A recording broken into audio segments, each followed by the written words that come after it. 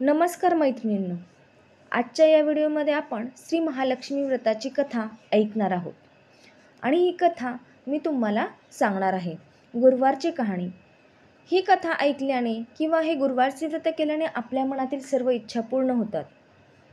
बघा, ऐका तर मग ही कथा काय आहे.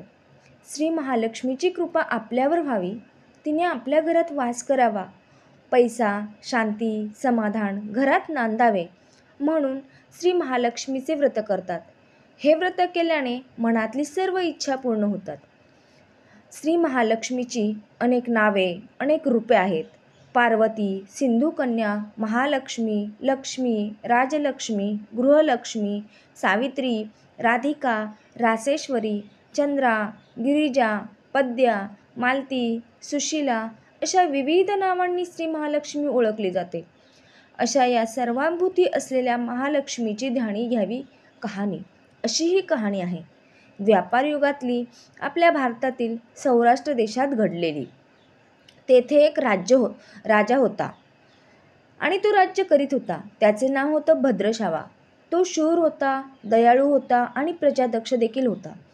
4 वेद, 6 शास्त्रे, 18 पुराणे याचे ज्ञान त्याला होते. अशा या राजाच्या राणीचे नाव होतं सुरचंद्रिका. राणी रूपाने सुंदर होती, सुलक्षणी होती आणि पतिनिष्ठ देखील होती. त्यांना एकूण 8 अपत्ये होती, 7 पुत्र आणि त्यानंतर झालेली एक कन्या. राजा राणीने कन्येचे नाव शांबाला ठेवले होते. एकदा देवीच्या मनात आले, आपण राजाच्या राजप्रासादी राहावे. त्याने राजा आपले सुखी होईल, प्रजेलाही तो आणखी सुख देईल. गरिबाकडे राहिले तर सगळ्या संपत्तीचा तो एकटाच उपभोग घेईल.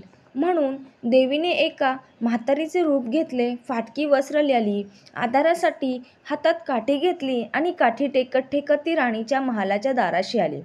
तिला पाहताच एक दासी पुढे आली. तिने म्हातारीला विचारलं, कोण ग बाई तू? कुठून आलीस? काय काम काढलंस? तुझं नाव काय? गाव काय? काय हवं आहे तुला? म्हातारीचे रूप घेतलेले श्री महालक्ष्मी म्हणाली, माझं नाव कमलाबाई. द्वारकेला राहते मी. तुझ्या राणीला भेटायला आले. कुठे आहे ती? दासी म्हणाली, राणीसाहेब महालात आहेत. त्यांना सांगायला गेले तर त्या माझ्यावर रागवतील. तुला त्या कशा भेटतील? तुझा अवतार पाहून तुला त्या हाकलूनच देतील. तू इथेच थोडा वेळ आडोशाला थांब. म्हातारीला राग आला.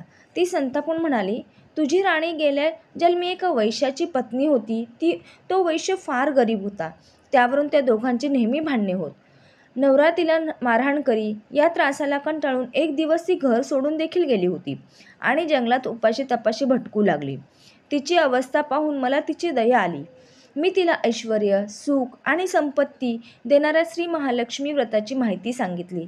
त्याप्रमाणे तिने ते व्रत केले आणि तिच्या व्रताने महालक्ष्मी प्रसन्न झाली. तिचे दारिद्र्य संपले, तिचे घर संपत्ती समृद्धीने भरले, तिच्या जीवनात आनंद भरला. लक्ष्मी व्रत केल्यामुळे मृत्यूनंतर ते दोघे पती पत्नी लक्ष्मी लोकात वैभवात राहिली. या जन्मी त्यांचा जन्म राजकुळात झाला आहे. देवीच्या कृपेने ती राणी आता राणीपदावर बसली आहे. पण लक्ष्मी व्रताचा तिला आता विसर पडला आहे. त्याचीच आठवण करून देण्यासाठी मी इथे आले आहे. म्हातारीचे बोलणे ऐकून दासीच्या मनात जिज्ञासा निर्माण झाली.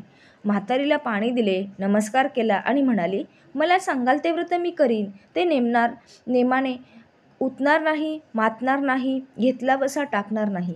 म्हाताऱ्याने दासीला लक्ष्मीव्रताची माहिती सांगितली. मग ती उठली व काठी टेकीत निघणार तेवढ्यात राणी तरातरा महालातून बाहेर आली. फाटक्या वस्त्रातील म्हातारीला पाहताच ती संतापली आणि उर्मटपणे म्हणाली, काय ग तू थेरडे, इथे कशाला आलीस? जा इथून. तिने पुढे होऊन म्हातारीला घालवून दिले. ती म्हातारी म्हणजेच प्रत्यक्ष महालक्ष्मी होते हे राणीला कळले नाही. राणीचा तो उर्मटपणा पाहून महालक्ष्मीने तिथे न थांबता स्वस्थानी जाण्याचे ठरवले. राणीचा महाल सोडून म्हातारा निघणार तोच एक मुलगी लगबगीने बाहेर आली. ती मुलगी होती राजकन्या शांबाला. तिने येऊन म्हातारीला नमस्कार केला आणि कळवळून म्हणाली, आजी रागवू नका, माझी आई चुकली, तिच्यासाठी मला क्षमा करा. मी तुमच्या पाया पडते. राजकन्येचे ते बोलणे ऐकून श्री महालक्ष्मीला तिची दया आली. तिने शांबालेला लक्ष्मीव्रताची माहिती सांगितली. तो दिवस मार्गशीर्ष महिन्यातला पहिला गुरुवार होता. पुढे त्या दासीने लक्ष्मीव्रत केले. तिची स्थिती सुधारली. दासी पण सोडून ती सुखाने संसार करू लागली. राजकन्या शांबालानेही भक्तिभावाने सांगितल्याप्रमाणे लक्ष्मीव्रत केले. सगळे नेमधर्म पाळून दर गुरुवारी तिने ते व्रत केले. शेवटच्या गुरुवारी उद्यापन केले. लवकरच शांबालाचा विवाह मालाधर नावाच्या राजपुत्राशी झाला. तिला राजवैभव मिळाले. लक्ष्मीव्रताच्या प्रभावाने तिचा संसार सुखासमाधानाने चालू लागला. पण इकडे मात्र भद्रश्रवा व राणी चंद्रिका यांना हळूहळू वाईट दिवस दिसायला लागले. त्यांचे राज्य गेले. त्यांचे सगळे वैभव ऐश्वर्य लयाला गेले. चंद्रिका राणी होती ती स्थिती आता बदलली. अन्न पाण्यालाही ती महाग झाली. भद्रश्रवाला फार वाईट वाटे, पण तो तरी करणार काय. एक एक दिवस चिंतेने उगवत होता तसाच मावळत होता. एक दिवस भद्रश्रवाला वाटले मुलीकडे जावे, तिला पाहावे आणि 4 दिवस तिच्याकडेच राहावे. त्याप्रमाणे तो जावयाच्या राज्यात आला. चालून चालून तो खूप दमला होता, म्हणून थोडा वेळ विश्रांती घेण्यासाठी तो एका नदीच्या काठी बसला. राणीची दासी नदीवर येत होती. तिने भद्रश्रवाला ओळखले. दासी धावत महालात आली. राजाला बातमी सांगितली. शांबालालाही ते समजले. शांबाला आणि मालाधराने रथ पाठवून भद्रश्रवाला मोठ्या मानासन्मानाने राजवाड्यात आणले आणि त्याचा आदर सत्कार केला. काही दिवस जावयाला आणि मुलीचा पाहुणचार घेत भद्रश्रवा राजवाड्यात राहिला. आता परत जायचे विचार त्याच्या मनात घोळू लागले. जावयाला त्याने तसे सांगितले आणि जावयाने संमती दिली. भद्रश्रवा परत जायला निघाला तेव्हा शांबालाने एक हंडा भरून धन पित्याला दिले. तो हंडा घेऊन भद्रश्रवा घरी आला. मुलीने धनाने भरलेला हंडा दिला हे ऐकून सूरजचंद्रिकेचा आनंद गगनात मावेना. घाईघाईने त्याने हंड्यावरचे झाकण काढले. आत पाहते तर काय, हंड्यात धन नव्हतेच, होते फक्त कोळसे. महालक्ष्मी देवीच्या अकृपेने हंड्यातल्या धनाचे कोळसे झाले होते. चंद्रिकेने कपाळावर हात मारून घेतला. भद्रश्रवाला हा चमत्कार पाहून चकित झाला होता. दुःखाचे दिवस संपत नव्हते. दारिद्र्याचे भूक मात्र सुटत नव्हते. सूरजचंद्रिकेला एक एक दिवस काढताना जीव मेटाकोटीला येत होता. एक दिवस सूरजचंद्रिकेच्या मनातही आले. लेकीला भेटायची इच्छा निर्माण झाली. त्याप्रमाणे ती लेकीच्या घरी जाण्यासाठी निघाली आणि तो दिवस होता मार्गशीर्ष महिन्यातला शेवटचा गुरुवार.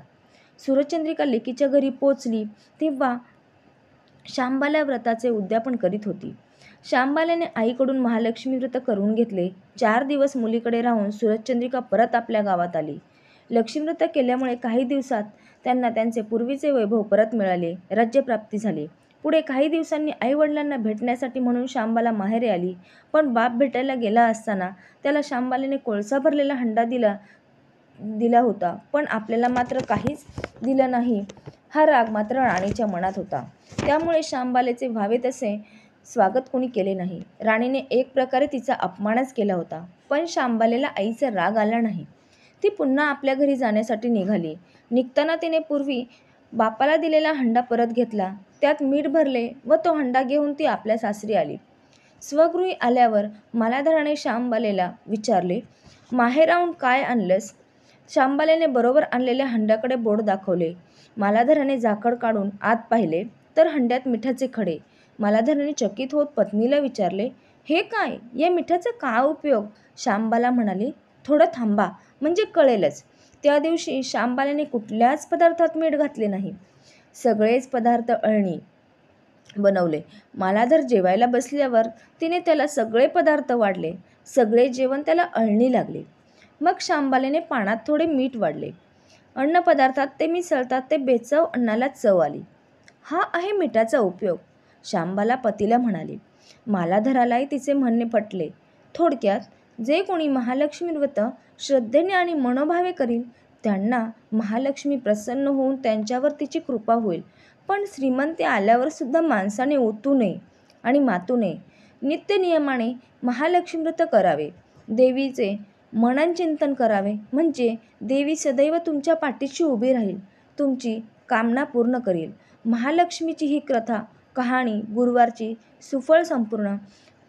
शेवटी ओम महालक्ष्मी नमः. ओम शांती शांती शांती.